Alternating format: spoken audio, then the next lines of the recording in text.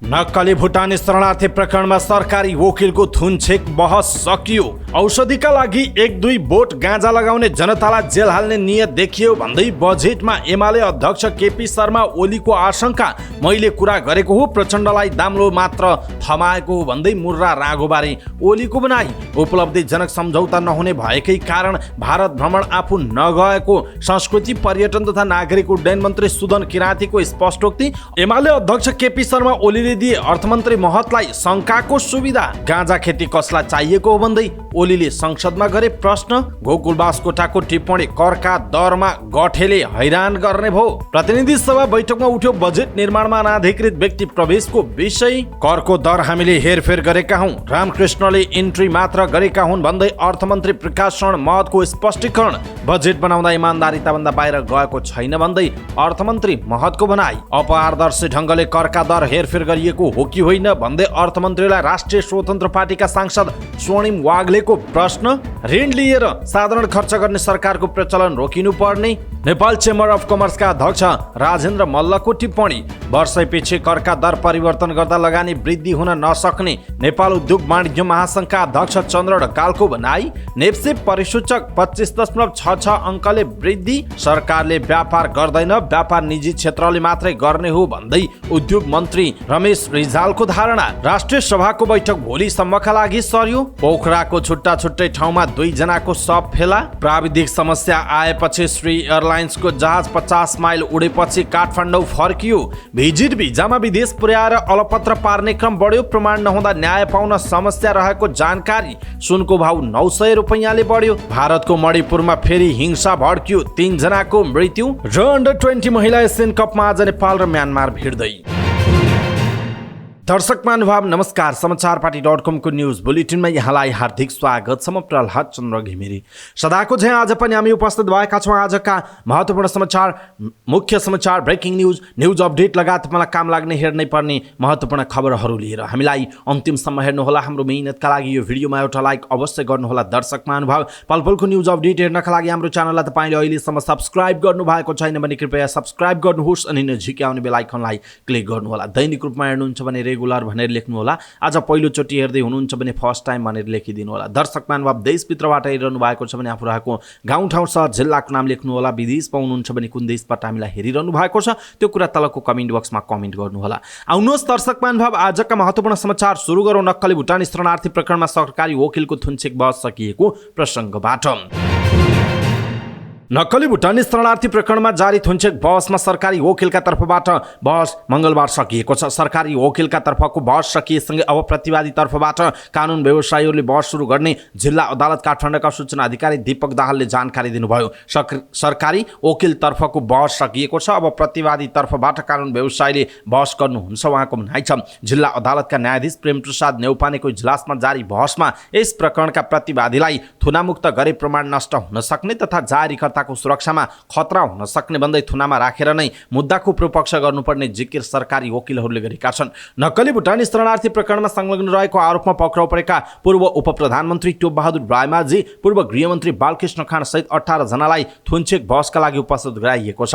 So थुनछेक बहस जेठको 31 गतेसम्म जारी रहने र त्यसपछि पूर्वपक्षका लागि थुनामा पठाउने कि नपठाउने भन्ने बारे निर्णय लिइने बताइएको छ। जिल्ला सरकारी वकिलको कार्यालय काठमाडौँले पक्राउ परेका 18 जना सहित फरार रहेका 30 जनालाई संगठित अपराध, कीर्ति, ठगी तथा राज्य विरुद्धको अपराध गरी 4 वटा मुद्दा लगाउँदै 27 करोड 50 लाख रुपैयाँ बिगो माग दाबीसहित जिल्ला अदालत काठमाडौँमा जेठको 10 गते मुद्दा दायर गरेको हो। नेकपा एमालेका अध्यक्ष केपी शर्मा ओलीले सरकारले बजेटमा गाँजा खेतीबारे अध्ययन गर्ने भनेर ल्याएको प्रति आपत्ति जनाउनु भएको छ। प्रतिनिधि सभाको बैठकमा ओलीले औषधिका लागि 1-2 बोट गाँजा लाउने जनतालाई जेल हाल्ने नियत देखिएको आशंका व्यक्त गर्नुभयो। कसले गर्न खोज्दैछ गाँजा खेती? अचम्म लाग्छ। गाँजा खेती कसलाई चाहियो? कसले गर्न खोज्दैछ?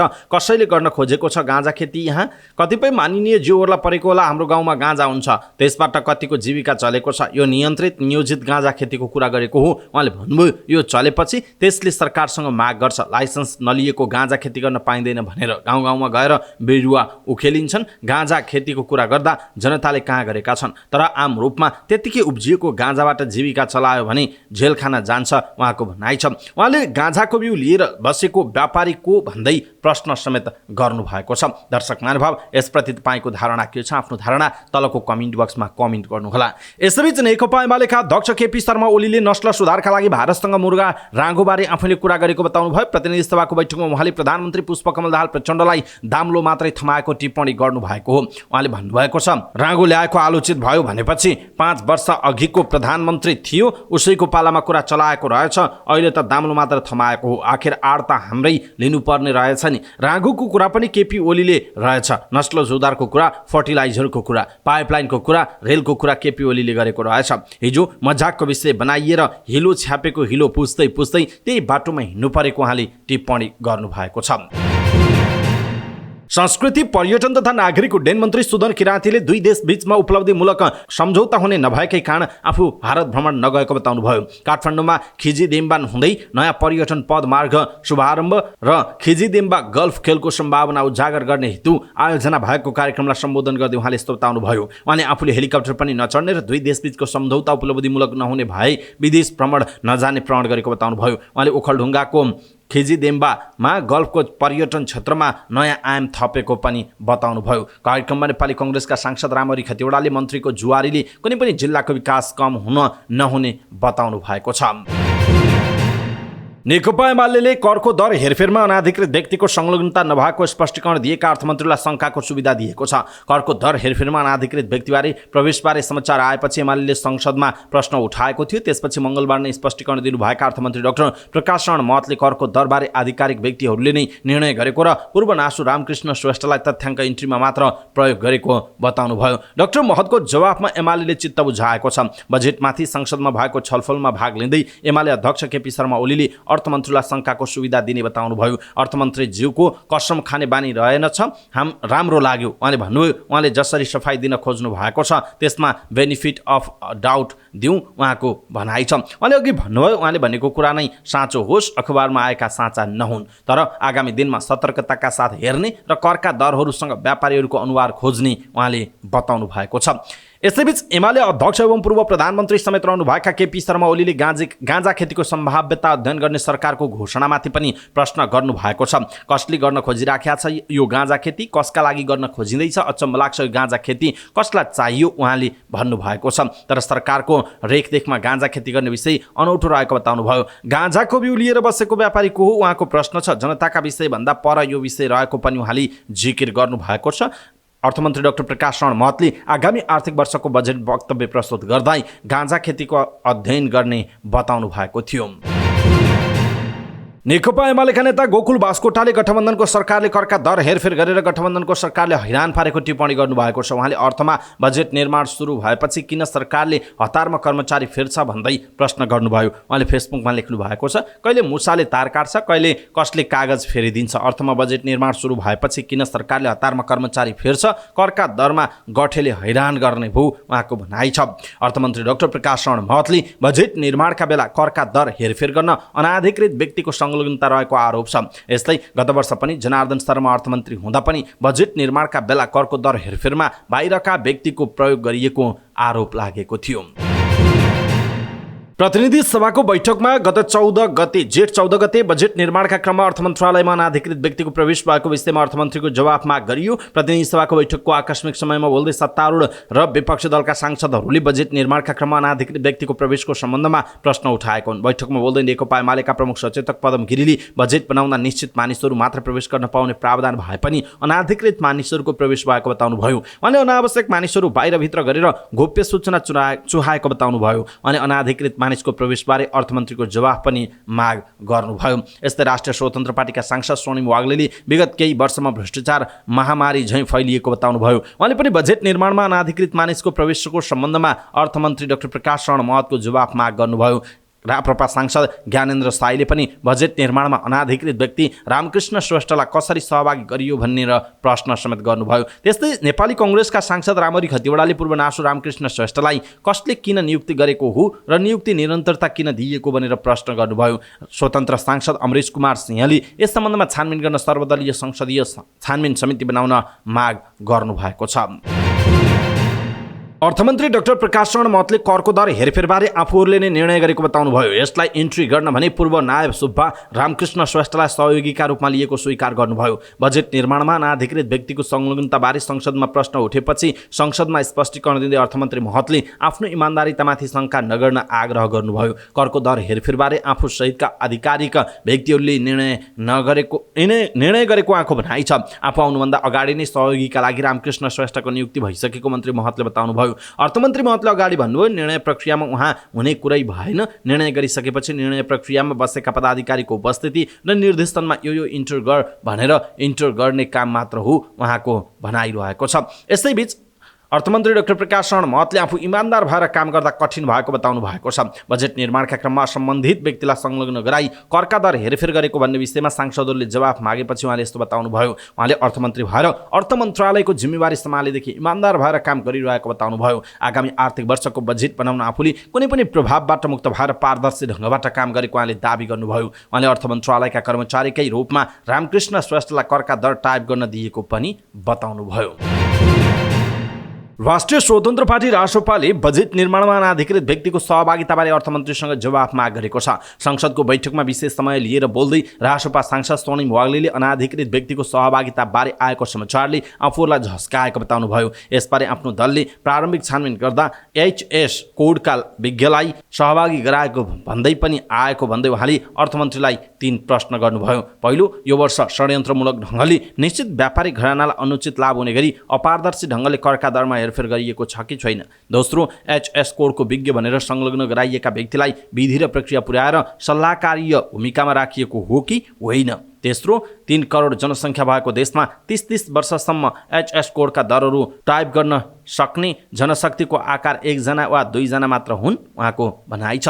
कि यसमा सिङ्गो भन्सार प्रणालीको संस्थागत सुधार गरेर WCO नामक अन्तर्राष्ट्रिय संस्थाको मानक र मेथोडोलोजी अवलम्बन गर्न सक्ने 100 जनाको कार्डर बनाउन अर्थमन्त्रीको इमान्दार प्रयास होला कि नहोला उहाँले प्रश्न गर्नुभयो। कुनै व्यापारी घरानाको स्वार्थमा करका दर चलाउने सार्वजनिक प्रतिबद्धता जनाउनु भएका अर्थमन्त्री डाक्टर प्रकाश शरण महतले आफ्नै प्रतिबद्धता विपरीत अनाधिकृत व्यक्तिको संलग्नतामा निश्चित व्यापारी समूहलाई लाभ पुग्ने गरी करका दर हेरफेर गरिएको समाचार सार्वजनिक भएको थियो। त्यस पछाडि संसदमा यसको विषयमा धेरै सांसदहरूले जवाफ माग गरेका छन्। नेपाल चेम्बर अफ कमर्सका अध्यक्ष राजेन्द्र मल्लले ऋण लिएर साधारण खर्च गर्ने सरकारको प्रचलन रोकिनुपर्ने बताउनु भएको छ। काठमाडौँमा आर्थिक मिडिया सोसाइटीले आयोजना गरेको post budget a holistic disclosure विषयक अन्तर्क्रिया कार्यक्रममा बोल्दै उहाँले यस्तो बताउनु भएको हो। उहाँले मुलुकको आन्तरिक आम्दानीले पुग्ने सम्मका मात्रै साधारण खर्च गर्न आवश्यक रहेको बताउनुभयो। उहाँले सरकारले सामाजिक सुरक्षा भत्ता लगायतको विषयमा अब सोच्नुपर्ने अवस्था रहेको बताउनुभयो। अध्यक्ष मल्लले आगामी आर्थिक वर्ष 6% आर्थिक वृद्धिको लक्ष्य पुग्न मुस्किल रहेको बताउनुभयो। चालु आर्थिक वर्षमा 8% को आर्थिक वृद्धि लक्ष्य राखे 2.16% कायम रहेको भन्दै 6% राख्दा त्योभन्दा कम भए मुलुक आर्थिक सङ्कटमा जाने बताउनुभयो। उहाँले अर्थतन्त्रका समस्या र चुनौती समाधान गर्ने भन्दा पनि वितरणमुखी बजेट आएको बताउनु भएको छ। नेपाल उद्योग वाणिज्य महासङ्घका अध्यक्ष चन्द्र ढकालले बजेट मार्फत हरेक वर्ष करका दर परिवर्तन गर्दा आन्तरिक र वैदेशिक लगानी वृद्धि हुन नसक्ने बताउनु भएको छ। काठमाडौँमा आर्थिक मिडिया सोसाइटीले आयोजना गरेको post budget a holistic disclosure विषयक अन्तर्क्रिया कार्यक्रममा बोल्दै अध्यक्ष ढकालले यस्तो बताउनुभयो। उहाँले आर्थिक विधेयक मार्फत सरकारले चालु आर्थिक वर्षमा कायम गरेका करका दरलाई समेत परिवर्तन गरेको भन्दै निजी क्षेत्रको मनोबल कमजोर बन्न पुगेको बताउनुभयो। उहाँले आर्थिक विधेयकमा स्टिल र उत्पादनमूलक उद्योगमा कायम गरिएको करका दर परिमार्जन हुनुपर्ने बताउनुभयो। उहाँले सरकारले बैंक तथा वित्तीय संस्थाहरू मर्ज हुँदा नियामक निकायले प्रोत्साहन गर्न दिएको छुटलाई कटौती गर्नु राम्रो नभएको बताउनुभयो। अध्यक्ष ढकालले चालु आर्थिक वर्षको आर्थिक ऐनले व्यवस्था गरेका कतिपय व्यवस्थाहरू बजेटले खारेज गरेको विषयलाई निजी क्षेत्रले स्वीकार गर्न नसक्ने पनि बताउनु भएको छ। सोमबार 2.88 अङ्कले गिरावट भएको नेप्से परिसूचकमा मङ्गलबार वृद्धि देखिएको छ। मङ्गलबार नेप्से परिसूचक 25.66 अङ्कले बढेर 1927.65 बिन्दुमा पुगेको छ। त्यस्तै सेन्सिटिभ इन्डेक्स 2.87 अङ्कले बढेको छ भने फ्लोट इन्डेक्स 1.77 अङ्क र सेन्सिटिभ फ्लोट इन्डेक्स 0.83 अङ्कले बढेका छन्। मङ्गलबार कारोबारमा आएका 269 कम्पनीको 55,41,000 किता सेयर 1,98,10 लाख रुपैयाँ बराबरको सेयर खरिद बिक्री भएको छ। सोमबारको तुलनामा कारोबार र कम्पनी सामान्य वृद्धि भएको छ। सोमबार 1,97,34 रुपैयाँ बराबरको सेयर कारोबार भएको थियो। नेप्सेका 13 वटै उपसमूहको परिसूचक बढेको छ, जसमध्ये होटल तथा पर्यटन उपसमूहको परिसूचक 5.67% बढेको छ। त्यस्तै निर्जीवन बीमा उपसमूहको परिसूचक 4.64% बढेको छ भने जलविद्युत उपसमूहको परिसूचक 3.15% बढेको छ। त्यस्तै वित्त, लगानी, जीवन बीमा, उत्पादन तथा प्रशोधन, म्युचुअल फन्ड र व्यापार उपसमूहको परिसूचक 1% भन्दा बढी बढेको छ। नेप्से परिसूचक 25 अङ्कले बढ्दा न्यादी हाइड्रोपावरको शेयर मूल्य 9.85% ले बढेको छ। त्यस्तै सोल्टी होटेलको शेयर मूल्य 8.75% बढेको छ। मङ्गलबार सोल्टी होटेलको 9.38 लाख रुपैयाँ बराबरको शेयर खरिद बिक्री भएको जनाइएको छ। उद्योग वाणिज्य तथा आपूर्ति मन्त्री रमेश रिजालले सरकार व्यापार गर्ने काममा लाग्न नहुने बताउनु भएको छ। जनकपुरमा व्यापारीहरूसँग कुराकानी गर्दै उहाँले यस्तो बताउनुभयो। उहाँले सरकारले व्यापार गर्ने नभई व्यापारका लागि सहजीकरण गरिदिने बताउनु भएको हो। उहाँले व्यापार निजी क्षेत्रले गर्ने भएकाले सरकारले निजी क्षेत्रलाई व्यापकताका साथ सहयोग गर्ने प्रतिबद्धता जनाउनु पर्ने बताउनु भएको छ। उहाँले वर्तमान सत्ता गठबन्धन 5 वर्ष नै टिक्ने बताउँदै उहाँले उद्योग क्षेत्रमा देखिएका समस्या समाधान गर्न सरकार तयार रहेको उल्लेख गर्नुभएको छ। उहाँले बजेटको ट्रेडिसनल सिस्टम पञ्चायत कालदेखि नै रही आएकाले यसलाई परिवर्तन नगरेसम्म देश र उद्योगीहरू सुखी हुन नसक्ने बताउनुभयो। मङ्गलबार बस्ने भनिएको राष्ट्रिय सभाको बैठक बुधबारका लागि सरेको छ।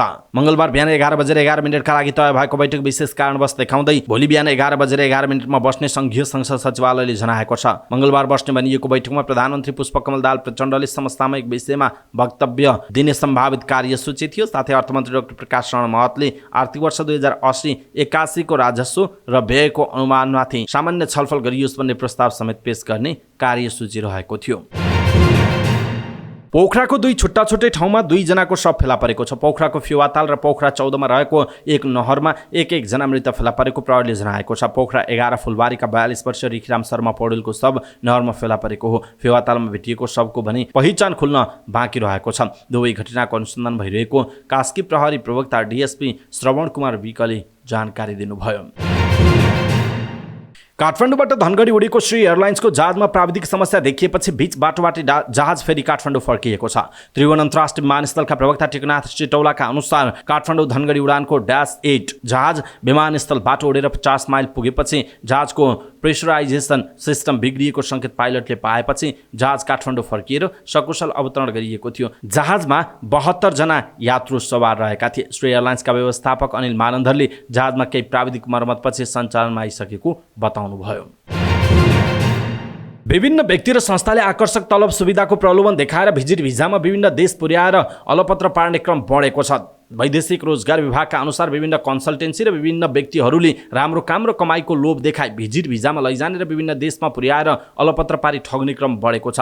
मोबाइल नम्बर, फेसबुक, युट्युब लगायतका सूचना प्रविधिको प्रयोग गरी फिलिपिन्स, इजरायल, माल्टा लगायतका देशमा आकर्षण तलब र सुविधाको प्रलोभन देखाउने, पैसा उठाउने र गैरकानुनी ढङ्गबाट यी देशमा पुर्याई अलपत्र पार्ने क्रम पछिल्लो समय बढ्दै गएको छ। यसरी वैदेशिक रोजगारीको प्रलोभन देखाउने र ठगी गरेर भाग्ने क्रम बढेपछि विभागमा यस प्रकृतिको जुरी पनि दिनहुँ बढिरहेको छ। तर बिना प्रमाण यस्ता मुद्दामा पीडितलाई समयमा न्याय दिन कठिन भएको विभागले जनाएको छ। लाखौं रुपैयाँ ठगी भएको हुँदा पनि प्रमाण नहुँदा ठग्ने व्यक्तिलाई कारबाही गर्न समय लाग्ने उहाँले बताउनुभयो। सुन चाँदीको भाउ मङ्गलबार बढेको छ। मङ्गलबार सुनको भाउ तोलामा 900 रुपैयाँले बढेको हो। हिजो सोमबार तोलामा 1,11,600 रुपैयाँमा कारोबार भएको थियो। त्यस्तै सुन मङ्गलबार 1,12,500 रुपैयाँ पुगेको नेपाल सुन चाँदी व्यवसाय महासङ्घले जनाएको छ। त्यस्तै चाँदीको भाउ पनि बढेको छ। तोलामा 5 रुपैयाँ बढेर चाँदी 1,420 रुपैयाँमा कारोबार भएको जनाइएको छ। भारतको मणिपुर राज्यको पश्चिमी इम्फाल जिल्लाको काङ्गचुप क्षेत्रमा सोमबार फेरि हिंसा भड्किएको छ। दुईवटा सशस्त्र समूह बीचमा भएको गोलीबारीमा 3 जनाको ज्यान गएको र अन्य 4 जना घाइते भएका छन्। समाचार एजेन्सी पीटीआईका अनुसार इम्फालको अस्पतालमा उपचार गराइरहेको जनाइएको छ। मणिपुरमा भएको हिंसाको छानबिनका लागि केन्द्र सरकारले गुवाहाटी उच्च अदालतका पूर्व मुख्य न्यायाधीश अजय लाम्बाको अध्यक्षतामा आइतबार एक आयोग गठन गरेको छ। मणिपुरमा मेइटी समुदायले अनुचित जनजातिको दर्जा दिनुपर्ने माग गर्दै आन्दोलन सुरु गरेका थिए। र एएफसी अन्डर 20 महिला एसियन कप फुटबल छनौटको दोस्रो चरणमा खेलमा मंगलबार नेपालले म्यानमार विरुद्ध खेल्दैछ। यो खेल नेपाली समय अनुसार मंगलबार साँझ 6:45 बजे म्यानमारको योङ्गोन स्थित थुन्ना स्टेडियममा हुने जनाइएको छ। म्यानमारलाई उसकै दिमागमा हैरान बनाएर प्रतियोगिताको सुखद सुरुवात गर्ने नेपालको योजना रहेको छ। फिफा वरियतामा महिलातर्फ म्यानमार 47औं स्थानमा र पुरुष भने 100औं स्थानमा रहेको जनाइएको छ। छनौटको दोस्रो चरणमा समूह बीमा नेपाल र म्यानमारसँगै चीन र चाइनिज ताइपेई पनि छन्। चीन विश्व वरियताकै 13औं नम्बरमा रहेको छ भने चाइनिज ताइपेई 37औं वरियतामा रहेको छ। प्यालेस्टाइनमा भएको पहिलो चरणको छनौटमा समूह विजेता बन्दै नेपाल दोस्रो चरणमा प्रवेश गरेको हो। अवस्था दर्शक महानुभाव, आज दिनभरिका महत्त्वपूर्ण समाचार, ब्रेकिङ न्युज अपडेट लगायत तपाईँलाई काम लाग्ने हेर्नै पर्ने महत्त्वपूर्ण खबरहरू यति नै। हामीले प्रस्तुत गरेका यी समाचारहरूप्रति तपाईँको धारणा के छ? आफ्नो धारणा तलको कमेन्ट बक्समा कमेन्ट गर्नुहोला। हाम्रो मेहनतका लागि यो भिडियोमा एउटा सानो लाइक अवश्य गर्नुहोला। दर्शक महानुभाव, पलपलको न्युज अपडेटका लागि हाम्रो च्यानललाई तपाईँले अहिलेसम्म सब्स्क्राइब गर्नुभएको छैन भने कृपया सब्स्क्राइब गर्नुहोस् अनि नजिकै आउने बेल आइकनलाई क्लिक गर्नुहोला। पलपलको न्युज अपडेटका साथ फेरि हाम्रो भेट हुनेछ। समाचार पार्टी न्युज बुलेटिन भोलि बिहान नेपाली समयअनुसार 5 बजे लिएर फेरि हामी समाचार पार्टी न्युज बुलेटिन लिएर उपस्थित हुनेछौँ। पलपलको न्युज अपडेटका लागि समाचार पार्टी हेर्दै गर्नुहोस्। नमस्कार।